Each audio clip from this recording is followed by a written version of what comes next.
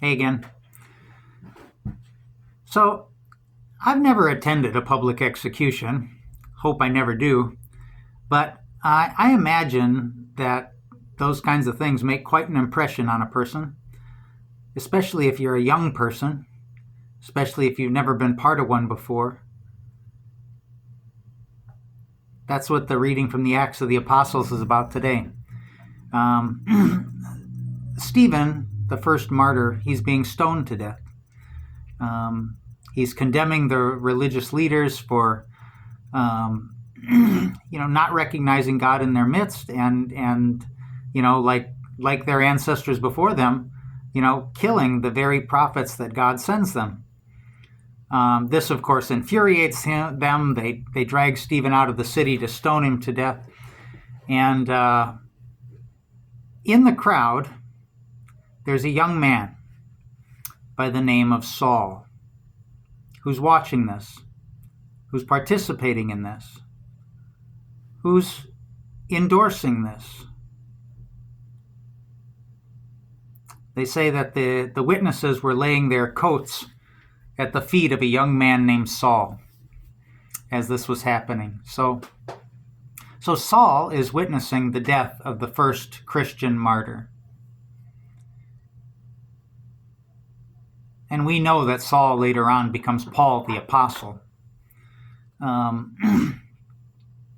So I can just imagine the emotions that people feel at such an event,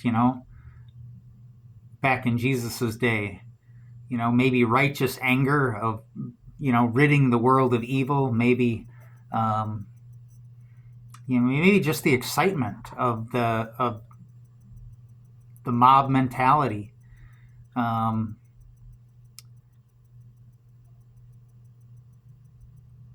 But all of these things come together to really kind of light a fire under this young man named Saul, and he knows what his life is going to be about. He's going to be going on the hunt for Christians to bring them in, to have them put to death. This is going to be his life's work, so he thinks. But at this execution, there's something that just doesn't feel right. There's something that doesn't add up. And it's unsettling. It's like a splinter in his brain. And it's the serenity that Stephen has as he faces death. And it's the last words that Stephen utters before he dies. He says, "Father, don't hold this sin against them."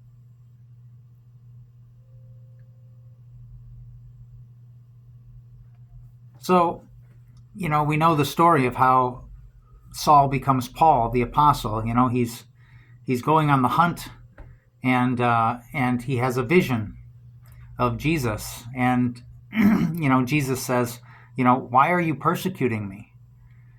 And then he's blinded for a while, and then somebody comes and lays their hands on him. He receives his sight, and he becomes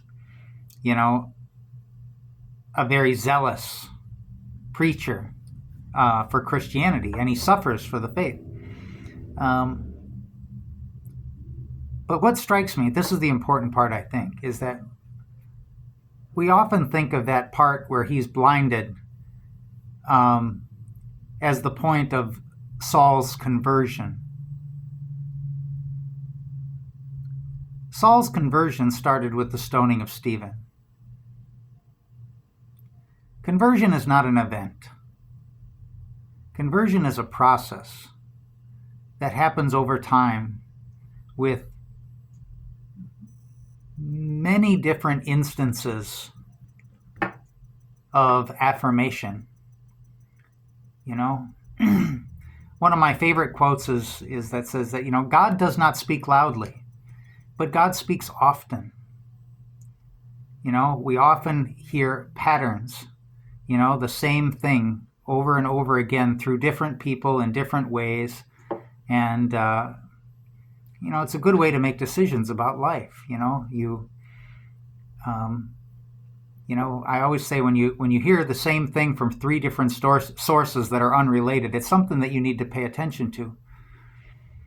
And so, maybe this event where Paul sees Jesus is kind of the last. You know, it's like the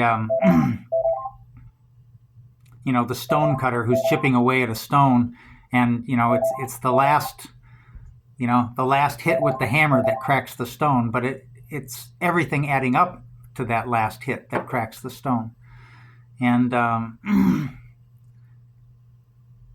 and so the conversion of Paul starts with the stoning of Stephen, where this execution doesn't seem right. There's something about it that just seems odd.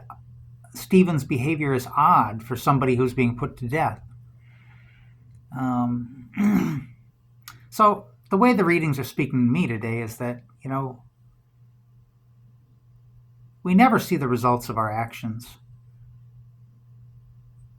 We rarely see the results of our actions. We plant seeds one day that don't bear fruit for maybe years to come.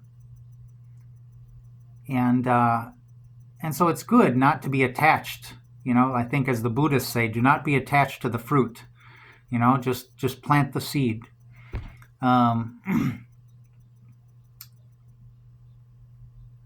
Never knowing how things will turn out.